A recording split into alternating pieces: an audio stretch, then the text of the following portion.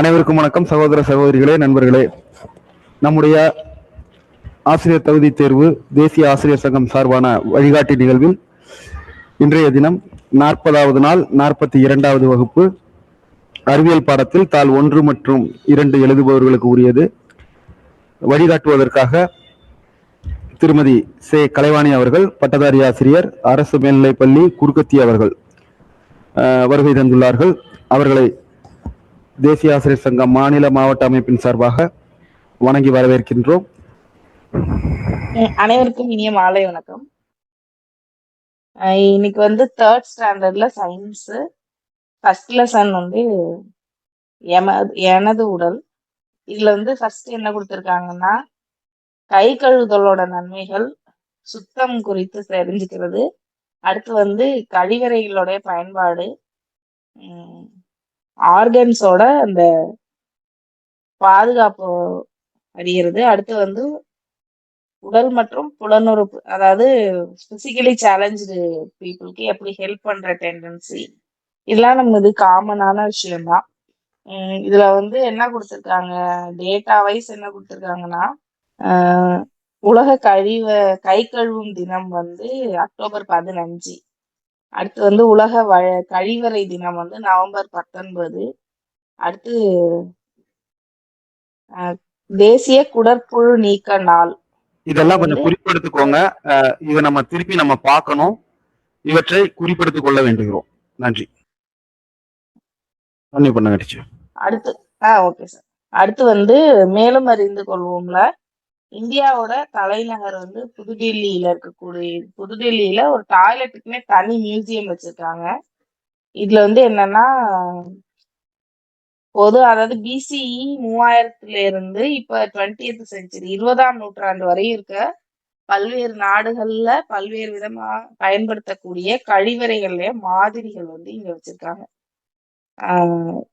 இது வந்து 1992ஆம் ஆண்டுல இருந்து இது இருக்கு. இத வந்து சுலப் அப்படின்னு சொல்றாங்க. அடுத்து உலக சுகாதார தினம் வந்து ஏப்ரல் 7. அடுத்தது வந்து கணினியில ரொம்ப நாளி வேலை பார்த்தோம்னா டிஜிட்டல் கண் சிரமம் அப்படின்னு சொல்லி ஒரு புதுவிதமான நோய் ஏற்படுது அப்படின்னு சொல்லியிருக்காங்க. அடுத்தது காதுகளை பாதுகாக்கிறதுக்கு என்னெல்லாம் செய்யணும்னு சொல்லியிருக்காங்க.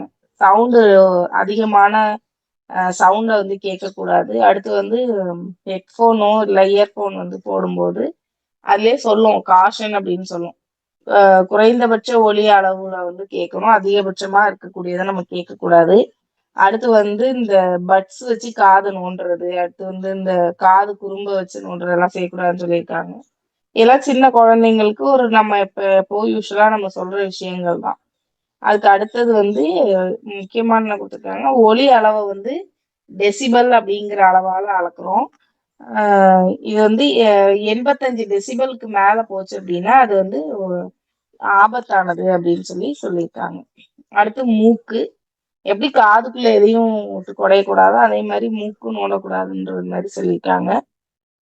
அடுத்தது நாக்கு வந்து டெய்லி கிளீன் பண்ணும், டங் கிளீனர் வச்சு கிளீன் பண்ணணும்னு சொல்லியிருக்காங்க. இருக்கிறதுலயே வந்து பெரிய உறுப்பு, எடை மிகுந்த உறுப்பு எது அப்படின்னா தோல்.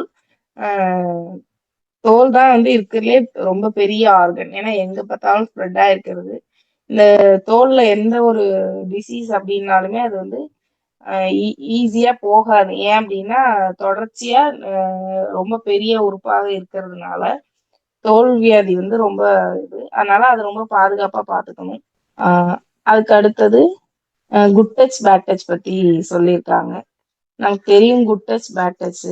அதுக்கு அடுத்தது பிரெய்லினா என்னன்னு சொல்லியிருக்காங்க. பார்வை குறைபாடு உடைய பார்வை திறனற்றோருக்கு வந்து அந்த புக்ஸ் படிக்கிறதுக்காக அது வந்து எப்படின்னா எம்போஸ்டா இருக்கும். டாட் ஒரு பேப்பர்ல ஓட்ட போட்டா அந்த மேல வரும் இல்லையா, அதை வச்சு அண்டர்ஸ்டாண்ட் பண்ற மாதிரியான எழுத்து முறை. இது வந்து பிரெய்லி எழுத்து முறை அப்படின்னு சொல்றாங்க. அடுத்தது செகண்ட் லெசன் பருப்பொருள் வந்து நிலைகள். பருப்பொருள் வந்து 3 நிலைகள்ல இருக்கு, அதை சொல்லியிருக்காங்க. திட திரவ வாயு நிலைகள். நிறைனா என்னன்னு சொல்லியிருக்காங்க, ஒரு பொருளில் உள்ள துகள்களின் எண்ணிக்கை அல்லது அளவு, அதுதான் என்ன அப்படின்னா நிறை அப்படின்னு சொல்லியிருக்காங்க. ஒரு பொருள் வந்து ஒரு இடத்துல வைக்கும்போது அதை அடைத்துக் கொள்ளக்கூடிய இடத்தின் அளவு தான் கன அளவு அப்படின்னு சொல்லியிருக்காங்க. இப்ப திடம், திரவம், வாயு கம்பேரிட்டிவா சொல்லியிருக்காங்க. திடப்பொருள் வந்து கடினமானதா இருக்கும். திரவம் கடினமற்றதா இருக்கும். வாயுவும் கடினமற்றதா இருக்கும். திடப்பொருளுக்கு குறிப்பிட்ட வடிவம் இருக்கும். திரவத்துக்கு குறிப்பிட்ட வடிவம் இருக்காது. வாயுக்கும் இருக்காது. திடப்பொருள் வந்து கன அளவு குறிப்பிட்ட கன அளவு இருக்கும். திரவத்துக்கு கன அளவு இருக்கும். ஆனா வாயுக்கு கன அளவும் குறிப்பிட்ட கன அளவு இருக்காது.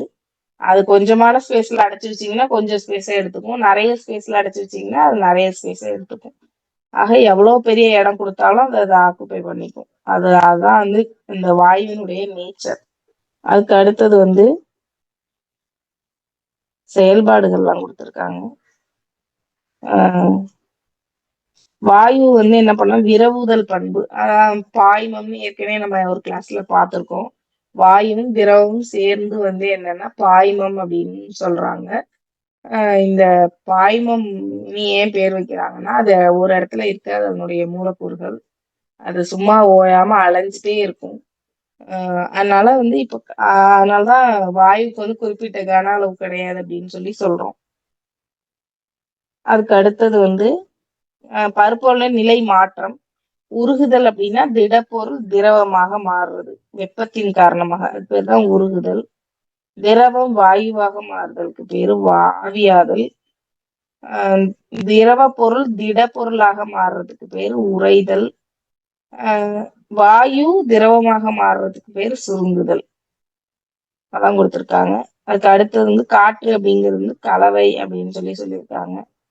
அடுத்து எரிபொருட்கள் பத்தி கொடுத்திருக்காங்க. ஒரு பொருளை வந்து ஆக்சிஜனுடன் சேர்ந்து எரிந்து வெப்பத்தையும் வெளிச்சத்தையும் கொடுக்கறது செயல் தான் எரிதல் அப்படின்னு சொல்றோம். அதுக்கு அடுத்த லெசன் வந்து விசை.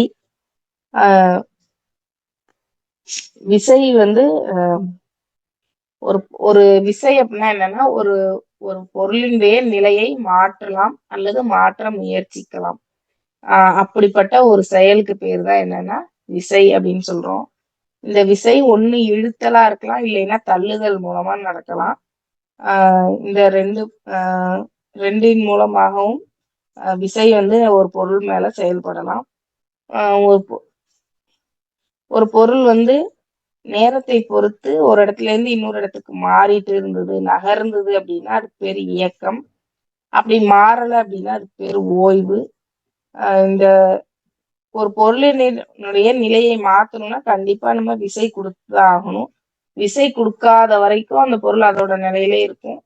அதுக்கு விசை கொடுத்தோம் அப்படின்னா ஒண்ணு அந்த பொருளுடைய நிலை மாறும், இல்ல வடிவம் மாறும், இல்லைன்னா திசை மாறும். இது மூணுத்துல எது வேணா மாறலாம். இது ஆல்ரெடி நம்ம பார்த்ததுதான். விசை வந்து என்ன பண்ணுவோம்னா பொருளுடைய திசையை மாற்றும். இப்போ ஒரு காரு நம்ம ஓட்டிட்டே இருக்கோம்னா ஸ்டேரிங்கை திருப்பும் போது காரினுடைய திசை மாறும். இல்ல ஒரு இப்படி நேரா வந்துட்டு இருக்கு ஒரு பந்துனா நம்ம உதைக்கிறோம்னா அது இன்னொரு திசையில மாறி போகும். இப்ப விசை வந்து பொருளின் திசையை மாற்றும். ஸ்லோவா மூவ் ஆயிட்டு இருக்கிற ஒரு பொருளை நம்ம கையாலேயோ இல்ல வந்து காலாலேயோ புஷ் பண்ணும் போது அது என்ன பண்ணுவோம்னா வேகமாக நகரும். அப்ப விசை வந்து வேகத்தை மாற்றும். போயிட்டே இருக்கக்கூடிய வண்டியில பிரேக் போடும்போது திடீர்னு நிற்கும். அப்ப வந்து அதனுடைய வேகம் குறையுது. அப்ப வேகத்தை வந்து அது மாத்தும். குறைக்கும், அப்படி இல்லைன்னா கூட்டும். அதனால அவங்க மாற்றுது அப்படின்னு சொல்லியிருக்காங்க. அடுத்து ஒரு பொருளின் உருவத்தை மாற்றும் விசை. முக்கியமா இங்க என்ன கொடுத்திருக்காங்கன்னா உங்களுக்கு தெரியுமால விசையை வந்து தள்ளுறதுக்கு தேவைப்படுற விசையை விட இழுக்கிறதுக்கு கம்மியான விசை தான் தேவை அப்படின்னு சொல்லியிருக்காங்க. இதுல கன்சாலிடேட்டரா கொடுத்திருக்காங்க. இது பொறுத்துக மாதிரி கொடுத்திருக்காங்க. இப்ப விசையினுடைய வகை ஒண்ணு தொடு விசை, இன்னொன்னு தொடா விசை. தொடு விசைன்னு தெரியும்.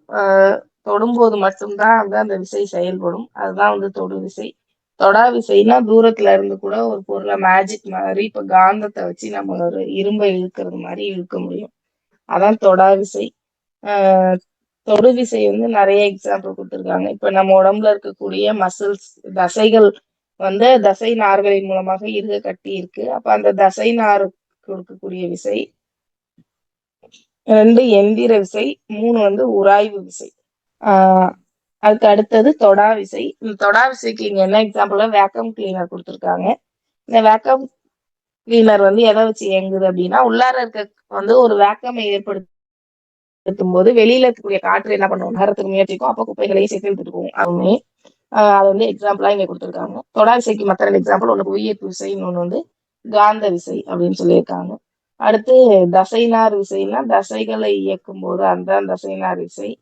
அடுத்தது வந்து இயந்திரத்துல மிக்ஸி அரைக்கிறோம், ஒரு டிராக்டர்ல ஒரு பொருளை ஏற்றிட்டு போறோம், புல்டோசர் வச்சு குழி நோண்டுறோம், இதெல்லாம் எந்திர விசை அப்படின்னு சொல்லியிருக்காங்க. ஏன் ஒரு பொருள் வந்து மேல இருந்து கீழே விழுது, அதுக்கு காரணம் வந்து புவியீர்ப்பு விசை அப்படின்னு சொல்லியிருக்காங்க. அடுத்தது வந்து உராய்வு விசை. இப்ப நம்ம வந்து ஒரு பொருள் வந்து இன்னொரு பொருள் மேல தொடும்போது, அப்படி இல்லைன்னா நழுவி செல்லும் போது ரெண்டுக்கும் ஏற்படக்கூடிய ஒரு பேரியர் ஒண்ணு ஏற்படும். இப்ப அதுக்கு தான் வந்து லூப்ரிகேஷனுக்காக அந்த ஆயில்லாம் நம்ம சேர்ப்போம். அப்ப ஈஸியா நழுவி போறதுக்காக. அப்ப ஒரு பொருள் இன்னொரு பொருள் மேல தொடும்போது ஏற்படக்கூடிய அந்த விசைக்கு தான் என்ன பேருன்னா உராய்வு விசை அப்படின்னு பேரு. அடுத்து அன்றாட வாழ்வில் அறிவியல்ல இது ப்ரெஷர் குக்கர்ஸ், அழுத்த சமையற்கலன் வந்து சீக்கிரமா சமைச்சிருது அப்படின்னு சொல்றாங்க.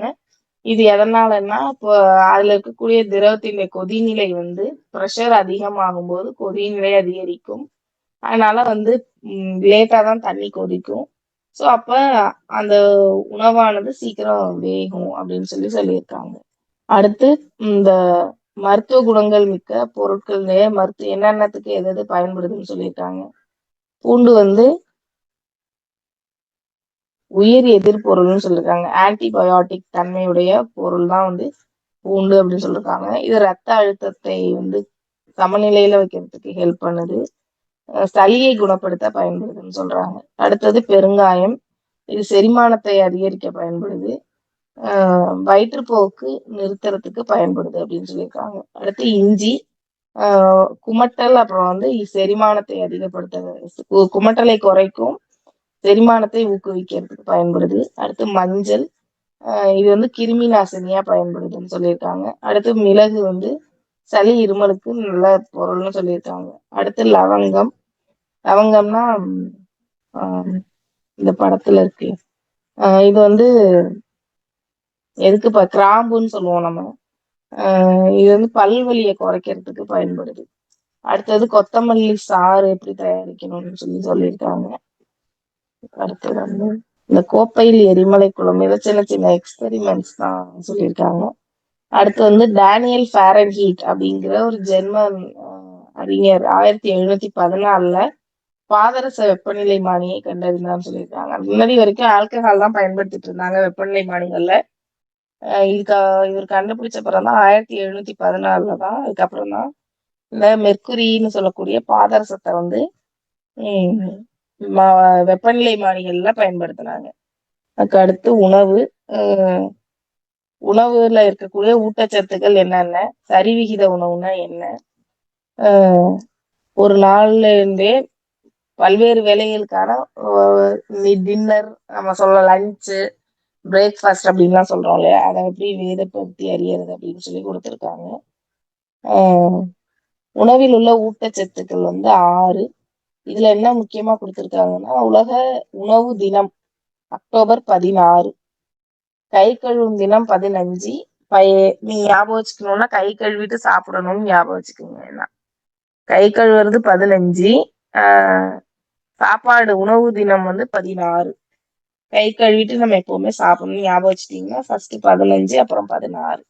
அதுக்கு அடுத்து இந்த 6 உணவு இதுல என்னென்ன இருக்குன்னா, கார்போஹைட்ரேட், புரதம், கொழுப்பு, உயிர் சத்துக்கள், அதாவது வைட்டமின்கள், தாது உப்புக்கள், இது 5 ஊட்டச்சத்துக்கள். இப்போ வந்து 6th புக்ல எல்லாம் பாத்தீங்கன்னா 6ஆவதா நீர் அப்படின்ற ஒன்னையும் கொடுத்துருப்பாங்க. இந்த 6ம் சேர்ந்துதான் என்ன அப்படின்னா ஊட்டச்சத்து அப்படின்னு சொல்லி கொடுத்துருப்பாங்க. கார்போஹைட்ரேட் அப்படிங்கிறது ஆற்றலை தரக்கூடிய ஒரு உணவு. இதுதான் கார்போஹைட்ரேட் அப்படின்னு சொல்றோம்.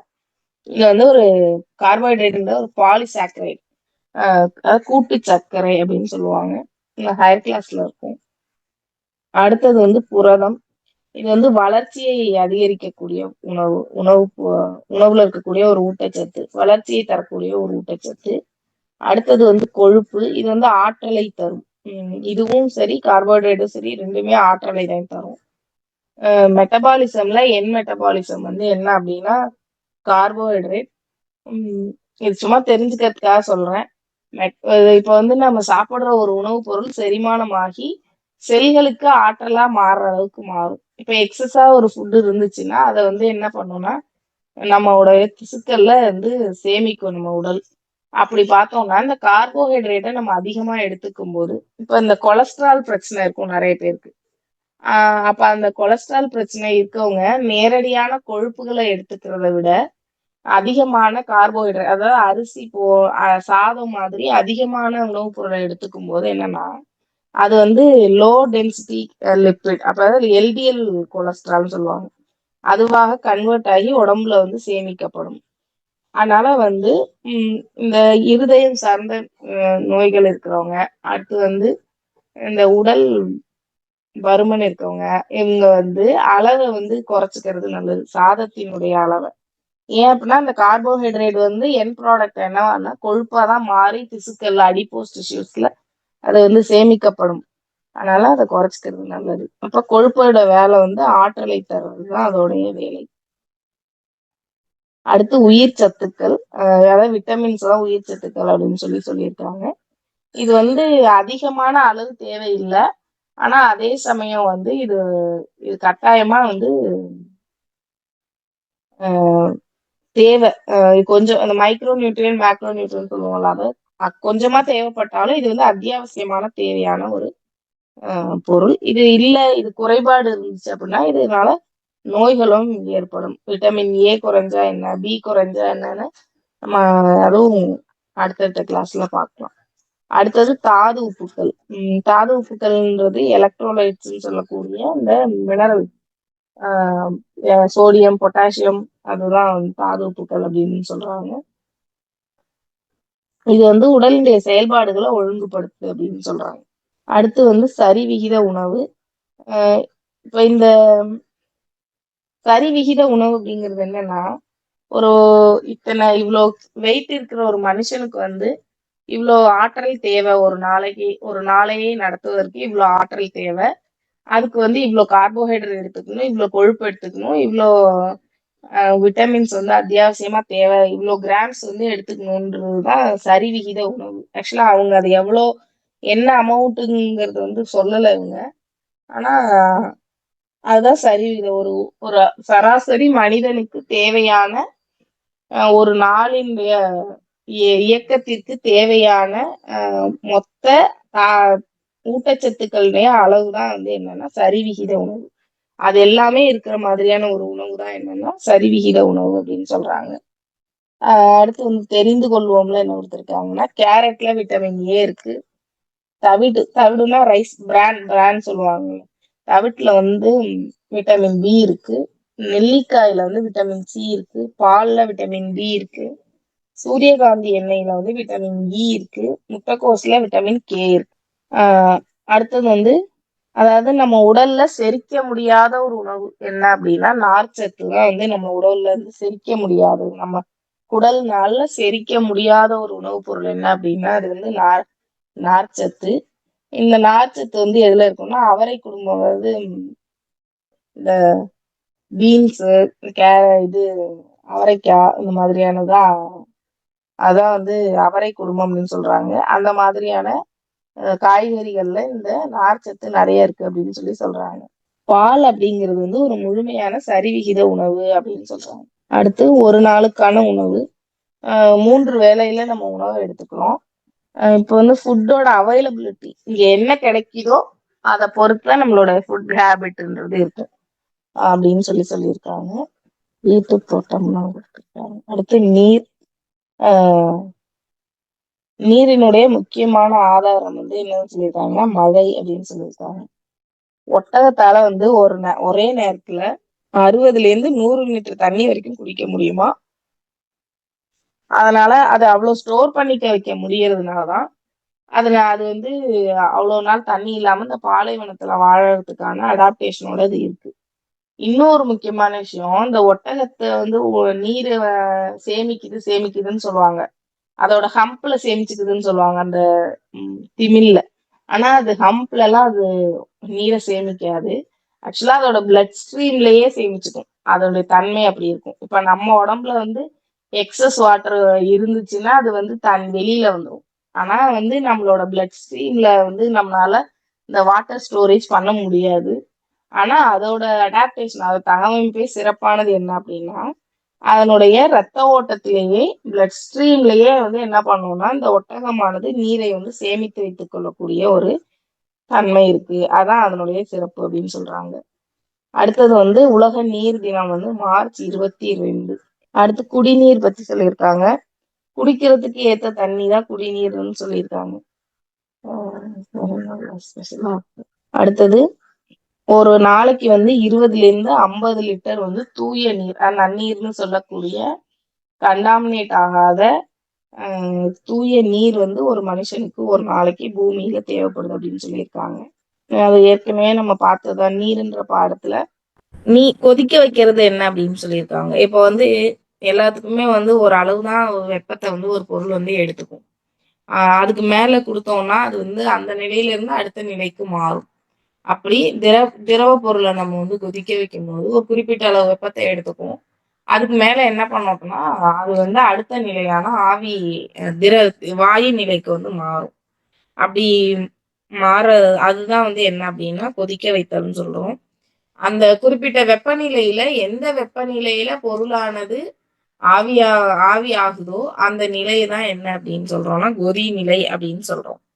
அதுக்கு அடுத்து வந்து அழுத்த சமையற்கலை வந்து 4 மடங்கு வந்து குறைவான நேரத்துல வந்து சமைக்குதுன்னு சொல்லியிருக்காங்க. பார்த்துட்டோம். அதுக்கு அடுத்த லெசன் வந்து நீர். நீர்ல வந்து 3% நீர் தான் வந்து உலகத்துல இருக்கக்கூடிய நீர்ல வந்து நம்ம பயன்படுத்தக்கூடிய நீராக இருக்கு அப்படின்னு சொல்லியிருக்காங்க. நீர்நிலைகளை வந்து நம்ம ஏன் பாதுகாக்கணும்னு கொடுத்துருக்காங்க. ஏரி, அதாவது இப்ப இதெல்லாம் வந்து என்ன நன்னீர் நிலைகள். இதெல்லாம் வந்து உப்பு அல்லாத உப்பு வந்து இல்லாத நீர்நிலைகள் தான் வந்து இவங்க கொடுத்துருக்காங்க. நம்ம பயன்பாட்டுக்கு உரிய நீர். ஏரி, அடுத்து குளம், நீர்த்தேக்கம், இந்த ஓவர் டேங்க், இந்த ஓஹெச்டின்னு சொல்லுவாங்க, ஓவர் ஹெட் டேங்க், இது எல்லாமே என்ன அப்படின்னா நீரை சேமித்து வைக்கக்கூடிய இடங்கள். அதுக்கு அடுத்து வந்து நீர் தேங்குறதுனால என்னென்ன பிரச்சனை எல்லாம் ஏற்படும் அப்படின்னு சொல்லுவாங்க. ஒரு சிம்பிளா சொல்லுவாங்க. இந்த வாட்டர் போர்டுல வந்து ஏஇஸ் இருப்பாங்க, அசிஸ்டன்ட் என்ஜினியர்ஸ்.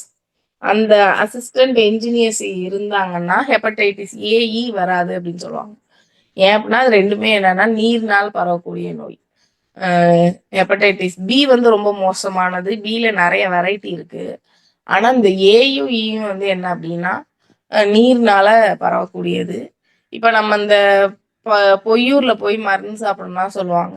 அதெல்லாம் என்ன அப்படின்னா இந்த ஏஇ தான் சரியாகும். ஒரு நாளும் வந்து பி பி ஹெப்படைட்டிஸ் பி, அதாவது மஞ்சக்காமாலைன்னு சொல்லக்கூடிய அந்த பி வைரஸ் வந்து ஒரு நாளும் சரியாகாது. ஆனா ஏஇ வந்து சாதாரணமா தானாவே வந்து அது நம்ம இம்யூன் சிஸ்டமே அதை வந்து சரி பண்ணிக்கும். அப்ப இந்த நீர் தேங்குறதுனால என்ன ஏற்படும்னா நீர்நிலைகள்ல முட்டையிட்டு பெருகக்கூடிய டெங்கு, மலேரியா அந்த கொசுக்கள்னால அந்த வந்து வியாதிகள் ஏற்படும். அடுத்து வந்து காலரா, வயிற்றுப்போக்கு, அதான் நான் ஏஇ சொன்னேன் இல்லையா, இதெல்லாம் வந்து ஏற்படும். அடுத்து டைஃபாய்டு போன்ற நோய்கள் வந்து ஏற்படும். ஏன் இது நீர் தேங்குறதுனால ஏற்படும்னா ஃபர்ஸ்ட் விஷயம் வந்து அசுத்தமா இருக்கும், அதுல கிருமி வளரும்.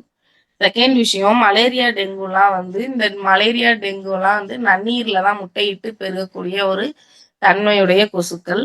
ஸோ அப்ப இந்த நன்னீர் தேங்கி இருக்கிற இடங்கள்ல இது என்ன பண்ணும், முட்டையிட்டு வளரும். அப்ப அதனால வந்து நமக்கு இன்ஃபெக்ஷன்ஸ், இந்த கொசு கடிக்கிறதுனால வந்து ஜுரம் வரும். அதுக்கு அடுத்தது வந்து தாவரங்கள் கொடுத்துருக்காங்க. தாவர பாகங்கள், தண்டு, இலை, வேர், மலர், இதெல்லாம் நமக்கு தெரியும். அடுத்து தாவர பாகங்களே பனி. அடுத்தது வாழ்டங்கள் அடிப்படையில் தாவரங்களை வகைப்படுத்தி அறிதல். வேர் ஃபர்ஸ்ட் விஷயம் என்ன கொடுத்துருக்காங்கன்னா தாவர பாகங்கள்ல வேர், தண்டு, இலை, மலர், கனி மற்றும் விதை. இதுதான் வந்து தாவரத்துல காணப்படக்கூடிய பாகங்கள். வேர் அப்படிங்கிறது வந்து தரைக்கு கீழே வளரக்கூடிய பகுதி. இந்த வேரை வந்து 2 வகையா பிரிக்கிறாங்க. ஒண்ணு ஆணி வேர், இன்னொன்னு சல்லி வேர். ஆணி வேர் அப்படிங்கிறது வந்து முதன்மை வேர் தடிமனா இருக்கும். அதுல இருந்து இது வந்து முளைவேர்ல இருந்து வளர்ந்து வரும். அதாவது விதையில 2 பகுதி இருக்கும். முளைவேர், முளை குருத்துன்னு இருக்கும். இந்த குருத்து பகுதியிலிருந்து இலையும், வேர் பகுதியிலிருந்து வேரும் வந்து வரும். இந்த முளை வேர்லிருந்து வரக்கூடிய வேர் தான் வந்து ஆணி வேர் அப்படின்னு சொல்றாங்க. இதுக்கு எடுத்துக்காட்டு வந்து நிறைய ஒருவித்திலை தாவரங்கள் வந்து இருவித்திலை தாவரங்கள், மரங்கள் இது எல்லாமே ஆணி வேர் தான். இதுல முக்கியமா என்ன சொல்லியிருக்காங்க, வேர்ல உணவு சேமிக்கக்கூடிய கேரட், பீட்ரூட், நூக்கோல் இது எல்லாமே வந்து ஆணி வேரை சார்ந்தது அப்படின்னு சொல்லியிருக்காங்க. அடுத்தது வந்து சல்லி வேர்.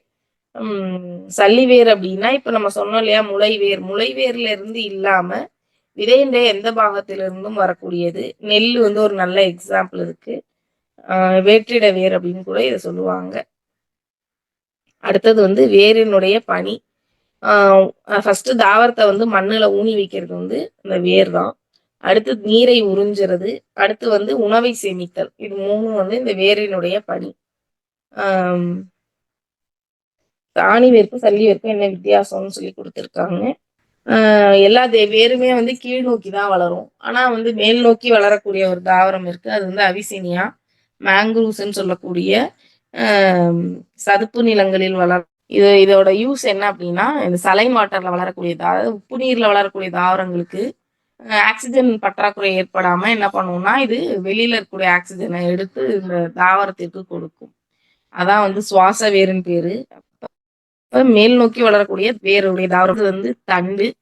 தண்டுல இருந்து கீழ் நோக்கி வளர்ந்து அது வந்து மறுபடியும் அதுக்கு அடுத்தது தண்டினுடைய பணிகள் வந்து இது வந்து ஆதாரமா மரத்தை வந்து தாங்கி நிற்கக்கூடியது வந்து இந்த தண்டு தான்.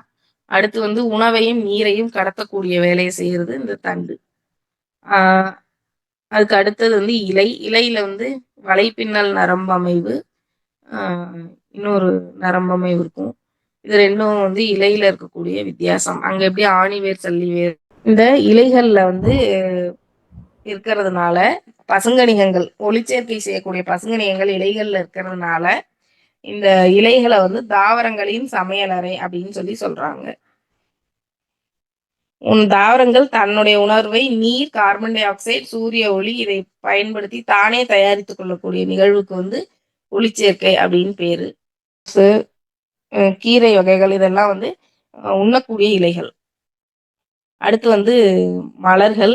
இந்த மலர்களோட பணி ஆக்சுவலா என்னன்னா, இது வந்து இனப்பெருக்க உறுப்பு. இதுல வந்து மகரந்த தாழ்வட்டம் சொல்லக்கூடிய தாவரத்தினுடைய ஆண் இனப்பெருக்க உறுப்பு வந்து என்ன அப்படின்னா இந்த மலர். இந்த மலர்ல தான் மகரந்த தூள், மகரந்தம் வந்து இருக்கும். சூலகமும் இதுல தான் இருக்கும். அதுக்கு இதோட வேலை ஆக்சுவலா என்னன்னா, இது வந்து பாத்தீங்கன்னா அல்லிகள் வந்து இதுக்கு வந்து கலர்ஃபுல்லா இருக்கும் மலர்களுக்கு. ஏன் அப்படின்னா இந்த பூச்சிகளை கவரும் வண்ணமாக, அப்பதான் பூச்சி வந்து அதுல உட்கார்ந்து அந்த மகரந்தத்தை ஒட்டிட்டு போய் இன்னொரு இடத்துல வந்து பரப்பும். அப்பதான் அதுக்கு வந்து இன்னும் அந்த தாவரம் வந்து பெருகும். ஸோ அப்ப இப்ப இனப்பெருக்கத்திற்காக தான் இந்த அல்லி இதழ்கள் வந்து கலர்ஃபுல்லா இருக்கு. இதுதான் அந்த கலரா இருக்கக்கூடிய தாவரத்தினுடைய பகுதி தான் அல்லி வட்டம். கீழே இருக்கும் இல்லையா, காம்புக்கு அடியில செம்பருத்தியில வந்து பச்சை கலர்ல அந்த அல்லி செருகுன மாதிரியான ஒரு கொப்பி மாதிரி ஒண்ணு இருக்கும். அதுதான் என்னன்னா புள்ளி வட்டம் அப்படின்னு சொல்றாங்க. அடுத்து வாழிடத்தின் அடிப்படையில வந்து தாவரங்களை நிலவாழ் தாவரம், நீர்வாழ் தாவரம்னு 2ஆ பிரிக்கிறாங்க. இந்த நிலவாழ் தாவரத்துல வந்து வறண்ட நில தாவரங்கள், அது வந்து இலை தொழில் தண்டு அப்படின்னு சொல்லுவோம். இது வந்து வறண்ட நிலப்பகுதியில வாழக்கூடிய தாவரம். இது இலை இருக்காது. இதுக்கு பதிலா வந்து தண்டு தான் வந்து இந்த ஒளிச்சேர்க்கையை செய்யறதுனால அதுக்கு பேரே வந்து இலை தொழில் தண்டு. இலைகள் வந்து முட்களாக மாறியிருக்கும் நீராவி போக்கை குறைப்பதற்காக. அடுத்து மலைவாழ் தாவரங்கள், மலைப்பகுதிகளில் வாழக்கூடிய தாவரங்கள். இது வந்து இந்த பனி மிகுந்த சூழல்ல கூட வாழக்கூடிய தன்மையுடையதா இருக்கும் இந்த மலைவாழ் தாவரங்கள். மேக்சிமம் பார்த்தோம் அப்படின்னா கூம்பு வடிவத்துலதான் வளரும். அது எதுக்குன்னா அந்த பனித்துளி வந்து அதுல தங்கிடாம கீழே சரிஞ்சு விழுந்துறதுக்காக அப்படி அந்த அதோடைய அமைப்பு அப்படி இருக்கு அப்படின்னு சொல்லி சொல்றாங்க. இலைகள் வந்து கோனிஃபெரஸ்ன்னு சொல்லுவாங்க. கோனிஃபெரல்ஸ்ன்னு சொல்லுவாங்க. கோனிஃபெரல்ஸ்னா எப்படின்னா ஊசி மாதிரி இருக்கும். அதான் வந்து இதோட இலைகளுடைய அமைப்பு. இதோட இலைய பார்த்தோம் அப்படின்னா ரொம்ப ஸ்ட்ராங்கா இருக்கும். இது வந்து சீக்கிரமா என்ன பண்ண நம்ம இப்ப புங்க மரத்து இலையையும் அதையும் கம்பேர் பண்ணோம்னா ரொம்ப கொஞ்சம் கடினமா இருக்கும் இந்த இலைகள். ஏன் அப்படின்னா அது வந்து அந்த பனியை தாங்கக்கூடிய தன்மையோட இருக்கணுங்கிறதுனால அந்த இலைகள் அப்படி இருக்கு அப்படின்னு சொல்லி சொல்றாங்க. அடுத்து சமவெளியில் வாழக்கூடிய தாவரங்கள். இது நெறைய இது எக்ஸாம்பிள்ஸ் நமக்கு தெரியும். நம்ம பகுதியில வாழக்கூடிய எல்லா மரங்களுமே சமவெளி பகுதியில் வாழக்கூடிய மரங்கள் தான். இது வந்து தட்டையான பெரிய இலைகள் இதுக்கு இருக்கும். அங்க மாரி ஒல்லியா ஊசி மாதிரி இருக்காது. இந்த ஆலமரம், புளிய மரம், மாமரம் இதெல்லாம் வந்து 100 வருஷத்துக்கும் மேல வாழும் அப்படின்னு சொல்லி சொல்றாங்க. அடுத்து கடலோர தாவரங்கள். இது வந்து தென்னை தான் முக்கியமானது. அ இது உயரமாக வளரக்கூடிய பண்புடையது. இதுக்கு வந்து இலைய பார்த்தோம்னா ஒரு ஃபெதர்ஸ் அ இறகு மாதிரியான அமைப்பு உடையதா இருக்கும். இது வந்து உப்பு நிலத்தில் வாழக்கூடிய தன்மையுடைய தாவரங்கள். அடுத்து நீர்வாழ் தாவரங்கள். இந்த நீர்வாழ் தாவரங்கள்ல 3 வகை. ஃபர்ஸ்ட்டு நீரில மிதக்கக்கூடியது. அடுத்து வேரூன்றி நீரில் மிதக்கக்கூடிய தாவரம். அடுத்து நீரில் மூழ்கி வாழும் தாவரம். நீர்ல மிதக்கும்னா வேர் வந்து மண்ணுல இருக்காது. ஆனா நீர்லயே அதோடைய வேர் பகுதி இருக்கும்.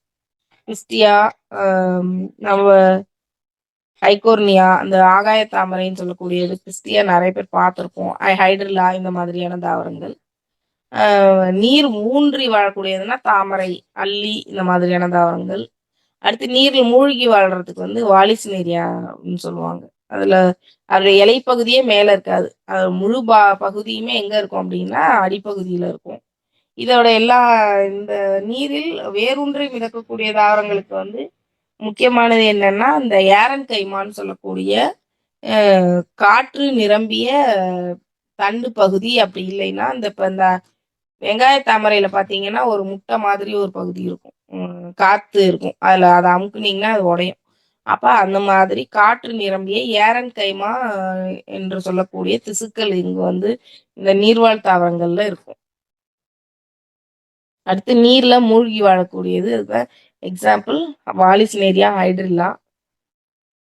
இத வந்து வெளியிலேயே நம்ம பார்க்க முடியாது. ஃபுல்லாவே தண்ணிக்குள்ள தான் இருக்கும்.